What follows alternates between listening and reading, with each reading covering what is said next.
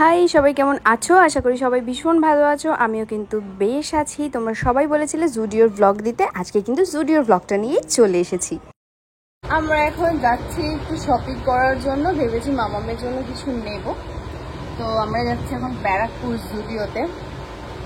আর এখানে আমি রেডি হয়ে গেছি। আমি জাস্ট নর্মালি স্কিন কেয়ার করেছি, আর কিছু অ্যাপ্লাই করিনি।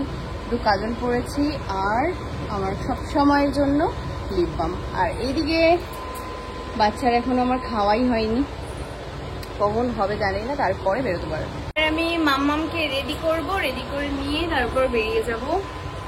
তো মাম্মামের জন্য একদম এই ড্রেসটাই ভাবলাম পরিয়ে নিয়ে যাই। মামামের মিনি একটা স্কার্ট দিয়েছিল আমার, না মনে নেই। মামামের সেকেন্ড মান্থে আমি ওটা পরিয়ে মনে হয় ছবি তুলেছিলাম, বা ফার্স্ট মান্থে লাস্টের দিকে। তো ওই স্কার্টটাই পরাই, স্কার্টটা পরানো হয় না। তো স্কার্টটা নিয়ে আসি মানে স্কার্টটা আমি জানি না এটা মামামের এখন হবে কিনা, কারণ ওটা অনেক ছোট সময়ে মামামকে দেওয়া হয়েছিল। চলো দেখি মামামের হয় কিনা। দেখি আমার বেবি ডলটা কোথায়। এটা আমার বেবি ডল। এই যে স্কার্টটা হয়েই গেছে, আর একটু ছোট ছিল তো, আর কয়েকদিন পর আর পরতে পারবে না। আমার বেবি ডল, আমার সোনা পাখি, আমার মা পাখি তো তুমি, তাই মা? আমাদের হাসো তো করো।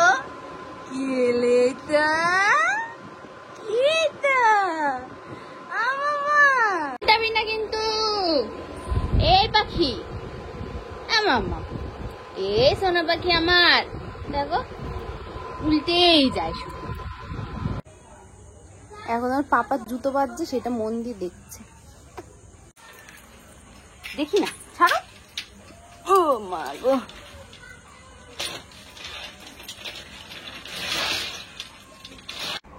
আজকে মামামার আমি একই রকমের ড্রেস পরে নিয়েছি। একই রকম বলতে আমারটাও হোয়াইট আর ব্লুর মধ্যে, মামামেরটাও হোয়াইট আর ব্লুর মধ্যে। দুজনেই না ভেবেই পরেছি। মামামকে আমি পরিয়েছি, দুজনে না ভেবে পরেছি, কী সব বলছি।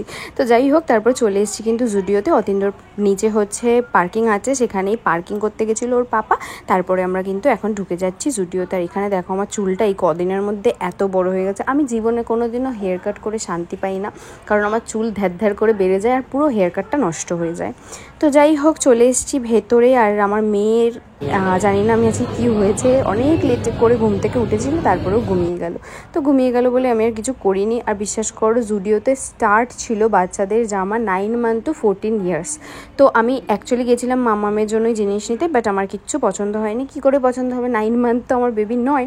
তো আর এত লাইন ছিল, আমি আর ওখান থেকে কিছু নিইনি। আর জুডিওর জিনিস অবশ্যই ভালো, কিন্তু এই পুজোর সময় ভালো লাগে না। একই রকমের জিনিস যদি পুজোয় সবাই পরে বের হয় না, কেমন একটা অড লাগে আমার নিজের কাছে। আমার মনে হয় পুজোতে একটু ইউনিক কিছু পরবো, যেটা আমি বা 2-1 জন পরবে, আর বেশি কেউ পরবে না। তারপর চলে এসেছিলাম ব্যারাকপুরেই আর একটা দোকানে। ওর পাপার একটা শ্যু আর একটা জিন্স নেওয়ার ছিল।